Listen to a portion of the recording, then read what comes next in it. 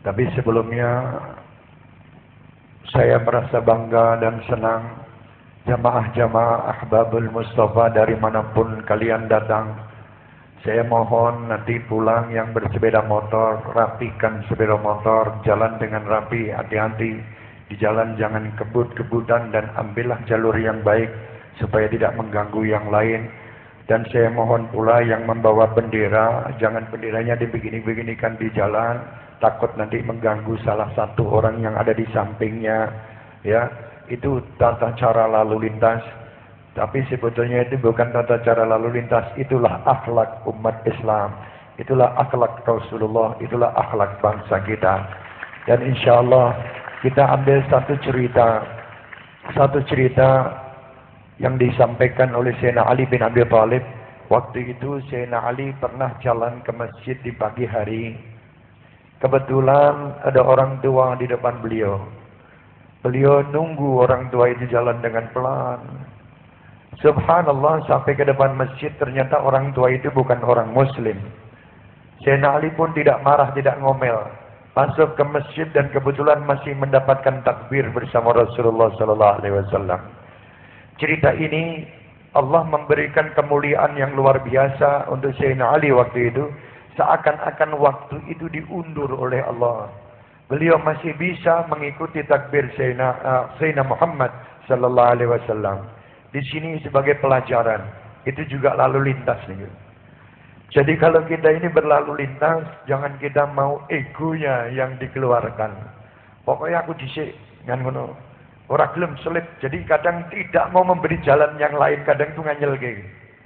Lah Sayyidina Ali bin Abi Thalib ini memberi jalan. Orang tua yang seperti itu diberi jalan walaupun dia bukan orang muslim. Subhanallah, untuk ke masjid.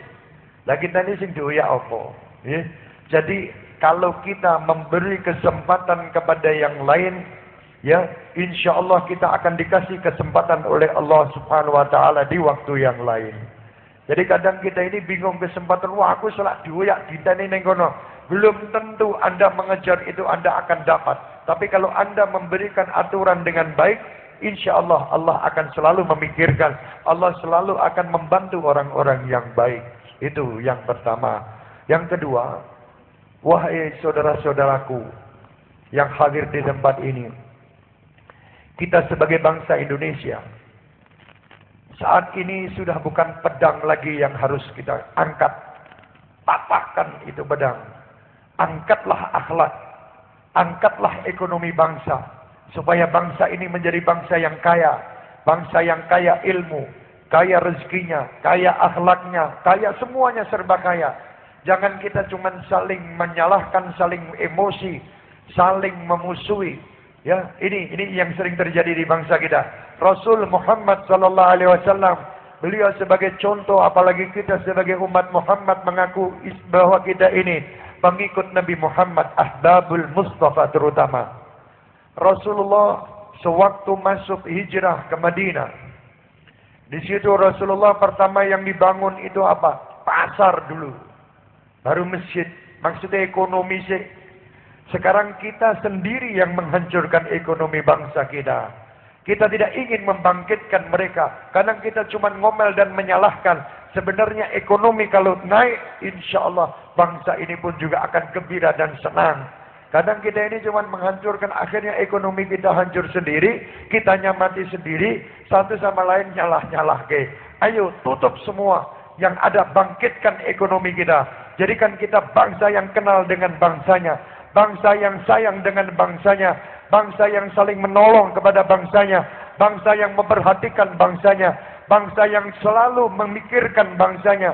Bangsa yang selalu mengenal jasa pahlawan-pahlawan bangsanya. Ini yang dipentingkan. Kadang kita lupa. Rasul SAW sebagai contoh. Bagaimana Rasulullah SAW dalam memimpin bangsa. Itu contoh bagi pemimpin-pemimpin bangsa. Bagaimana Rasulullah bersama para sahabatnya. Bagaimana Rasulullah bersama keluarganya, ini yang perlu kita terapkan di bangsa ini. Mudah-mudahan, kami yakin, saya tadi menyampaikan kepada saudara saya Bapak Joko, Alhamdulillah, Pak, kalau seperti ini di Jakarta pula dilaksanakan, insya Allah bumi kita ini aman. Saya lihat di sini, baju saya pun juga tulisannya solawat. Ayo solawat ini, itu hadiah aku. Ayo selawat semoga selamat loh.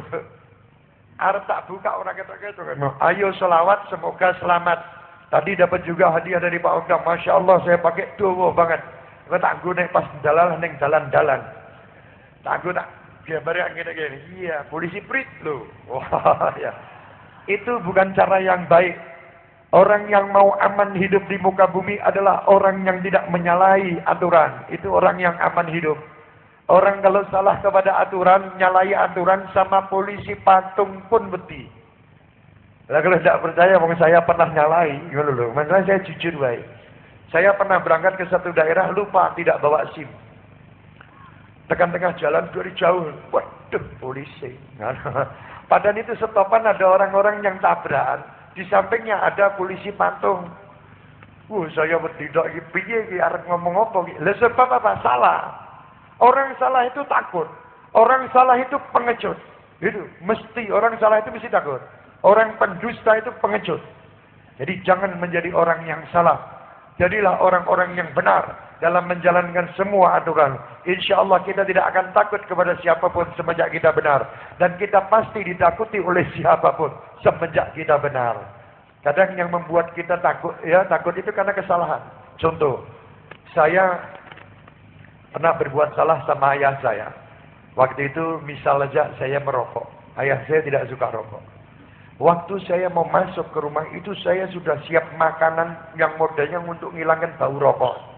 Minyak wangi semprot, ada tak semprot di kafe minyak wangi. Supaya masuk ayah baunya bau wangi. Karena apa? Takut. Sewaktu saya tidak merokok, ayah tidak suka sama orang yang merokok, saya tidak akan takut keluar masuk pun enteng. Makanya orang yang bebas itu orang yang tidak terbebani dengan salah. Itu enaknya luar biasa. Panjenengan tinggalin dan TV-TV. Kadang yang korupsi. Kayaknya waktu maling dia tuh ya Masya Allah. Tapi sewaktu dipegang ya wedi. Masuk ke kantor polisi ditutup bira ini. Astagfirullah. Dimulai pengecut. Orang-orang seperti ini Masya Allah. Lah makanya ayo kita jadi bangsa yang benar-benar tahu aturan. Tahu aturan maksudnya apa? Kita ini sekarang ayo kita kumandangkan terus kebaikan-kebaikan bangsa kita ini. Yang ada cuman apa yang di TV-TV itu. Na'udzubillah min dzalik. Yang ada cuman menghancurkan dan menjelek-jelekkan. Ayo kita sebagai masyarakat muslim, terutama dari kota Jogja ini dan sekitarnya, terutama bagi seluruh jamaah Ahbabul Mustafa, jadikan Anda contoh-contoh bangsa ini. Jadikan Anda penerus-penerus pahlawan bangsa ini. Kita dukung semua program TNI Polri kita. Kita dukung semua program pemerintahan kita. Untuk menciptakan negeri baldatun thayyibatun wa rabbun ghafur. Itu yang perlu kita sampaikan. Jadilah kita orang-orang yang sadar atas hukum. Orang-orang sadar atas etika. Orang-orang sadar atas kepentingan sesama. Jangan kita mau menang sendiri. Jangan kita menjadi orang-orang yang tidak peduli dengan yang lain. Bantu saudara-saudara kita. Lihat saudara-saudara kita. Apapun yang bisa kita pertolongkan kepada mereka. Yang bisa kita bantukan kepada mereka. Bantu. Karena setitik bantuan dari Anda tinggi, besar di sisi Allah subhanahu wa ta'ala nilainya. Oleh karena itu marilah kita perbanyak kebaikan. Ya Allah, Ya Rahman, Ya Rahim. Dari tempat ini. Ya Arhamar Rahimin. Dengan hari ulang tahun Ya Rabb kami memperingati hari